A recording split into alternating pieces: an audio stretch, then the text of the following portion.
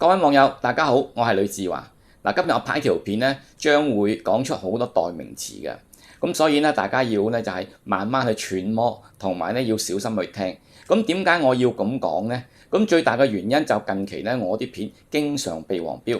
琴晚嗰條片亦都係被黃標嘅。後尾咧，原來我先至知道，我係講咗一個英文字母，呢個英文字母竟然咧就係禁語，係唔俾咧講出嚟。咁我講咗之後就黃標咗。好彩咧，我及時發現到，所以咧先至可以話逃過一劫。好啦，咁今日咧呢條片，咁我所講嘅就係一個自稱為全世界最強大嘅國家，咁啊國內人士咧就好中意稱佢為 M 國嘅，咁就有關呢個國家佢總統最近所發生嘅新聞。咁由於啲新聞可能係相當敏感嘅，同埋咧亦都有機會醜事不外傳，所以我就一定要用代名詞去講述呢件事。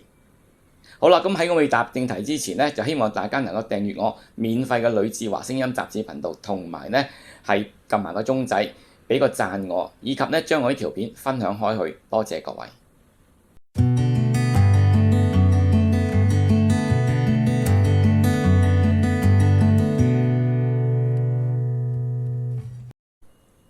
咁 M 國咧係目前世界上最強大嘅國家，亦都係咧係最惡嘅。係最具霸權嘅國家，咁佢四圍咧就蝦蝦霸霸，咁而咧領導呢個國家嘅總統係一位咧年紀老邁嘅，差唔多年近八旬嘅總統。咁佢個名咧有人就稱之為拜花燈，咁我曾經咧就叫佢做拜阿登，但係咧我而家就為咗較為親昵啲咁樣稱呼佢，所以咧我就叫佢做登登。好啦，呢位登登咧。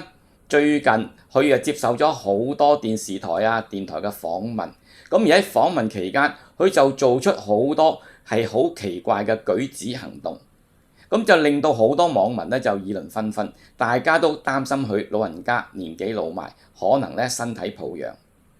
咁究竟啲網民點解會咁諗呢？諗最主要嘅原因就因為呢位登登咧，咁佢過去嚟講就經常失言嘅喎。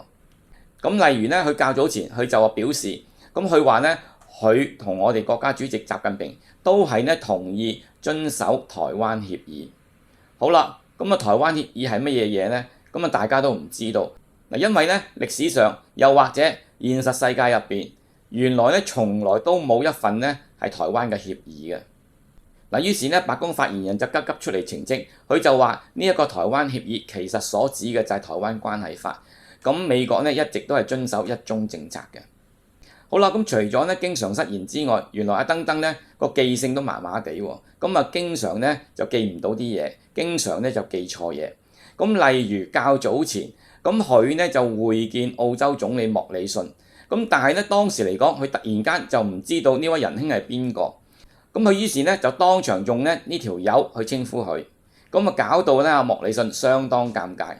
咁而家 M 國、英國同埋澳洲先至啱啱話三方結盟，咁同埋咧而家 M 國先至係話準備輸送嗰啲核技術俾澳洲，竟然唔知道自己細佬叫咩名，咁你話啦，你係唔係令到澳洲總理相當尷尬啊？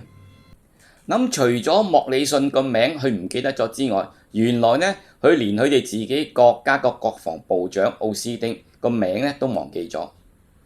仲好笑嘅就係，原來咧較早前佢係接受一間電視台嘅訪問，而咧當時佢哋就談到美國供應鏈嘅問題嘅時候，咁佢咧就竟然連佢哋自己國家第二大港口係乜嘢港都唔記得咗，同埋當時仲好笑，咁佢就指住台下一名觀眾，咁就稱呼佢為咧巴爾的摩市市長。咁原來咧呢一位並唔係咧巴爾的摩市嘅市長。只不過係美國一名咧就係參議員，咁你睇下佢經常都喺公眾場合咧就噏錯人名啊，又或者咧係唔記得咗對方係邊個啊，甚至有好多關於佢哋國家嗰啲嘢佢都唔記得晒，咁所以咧就令到好多人都懷疑佢可能有機會出現腦退化，或者咧腦部係有啲疾病。咁而醫生亦都講過呢方面嚟講係需要跟進嘅。好啦，咁登登除咗有上述嗰啲毛病之外，另外較早前相信大家都仲記得，咁我亦都拍過一條短片講過嘅。咁佢呢就係會見英國首相約翰遜嘅時候，咁就唔知發生咩事啦。突然間呢喺個會議廳方面就聞到一啲異味，咁於是呢大家都係懷疑呢係有人失禁。咁當記者問及呢件事嘅時候，咁呢結果就係呢嗰啲記者全部都被趕離場。咁呢啲都唔緊要啦，正所謂人有失手，馬有失蹄。咁一時講錯嘢，一時唔記得咗嘢，咁我相信好多人都發生過，係不足為奇嘅。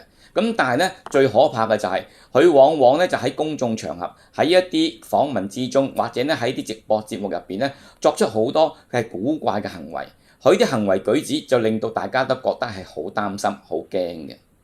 咁我就先講翻今年6月24號，咁當時嚟講，白宮呢就係舉行一個臨時嘅新聞發佈會。好啦，咁喺呢個會入邊，咁阿登登個表現係相當之正常嘅。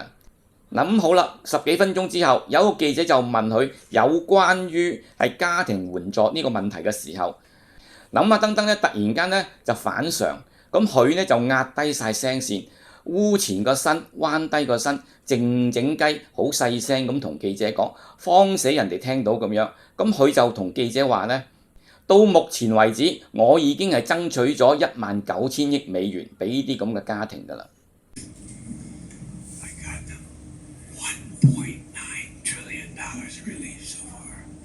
They're going to be getting checks in the mail that are consequential this week for childcare.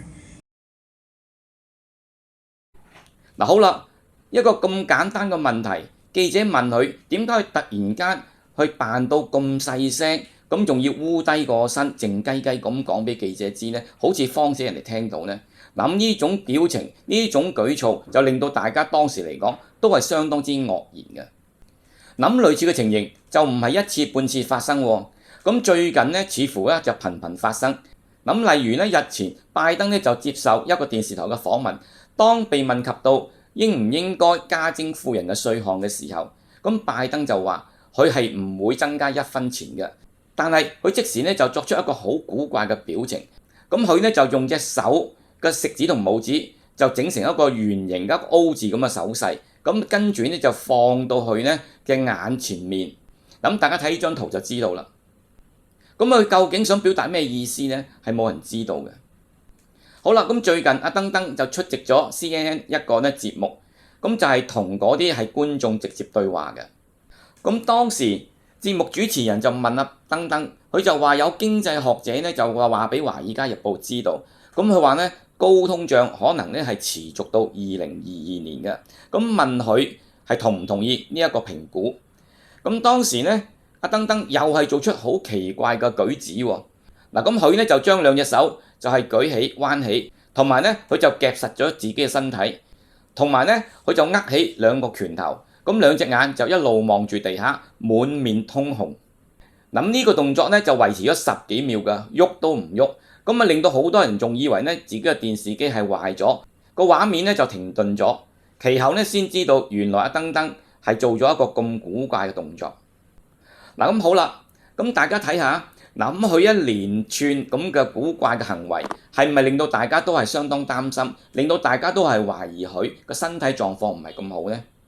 嗱，咁最近阿登登出席好多唔同嘅場合發表演講嘅時候，佢經常呢都有兩聲咳。於是呢，大家又擔心佢，咁可能呢，佢嘅身體又有問題啦。咁但係白宮發言人就即刻呢作出澄清，咁佢就表示，咁就話佢可能而家有輕微嘅感冒係唔出奇嘅，咁又或者呢，可能佢講嘢嘅時候要清一清喉嚨嗰啲痰，所以呢，先有一兩聲輕微嘅咳嗽。咁佢哋就認為嗱，呢啲唔係佢健康嘅問題，佢個健康係冇問題嘅。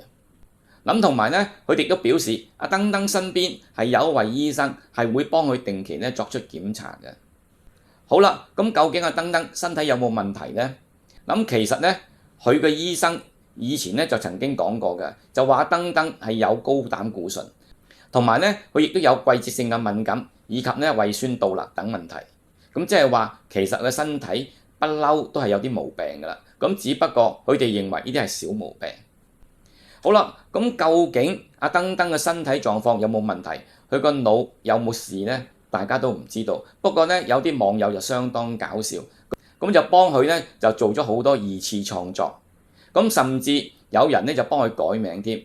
嗱，咁特朗普佢嘅死對頭亦都係幫佢改咗個花名嘅，咁就話佢係咧瞌眼瞓嘅登登。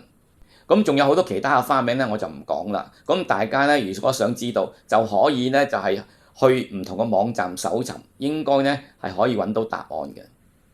嗱，咁登登目前咁嘅狀況，大家咧當然係唔寄望佢能夠咧再競選下任總統㗎啦，甚至會唔會完成呢一任總統嘅職責，大家都係咧抱有懷疑嘅態度。咁其實大家唔知有冇諗過，點解一個世界最強國竟然咧要選出一位咧咁老嘅年紀咁老邁嘅總統？咁同埋咧，佢亦都係佢哋國家係歷史上最年紀老邁嘅總統。點解呢？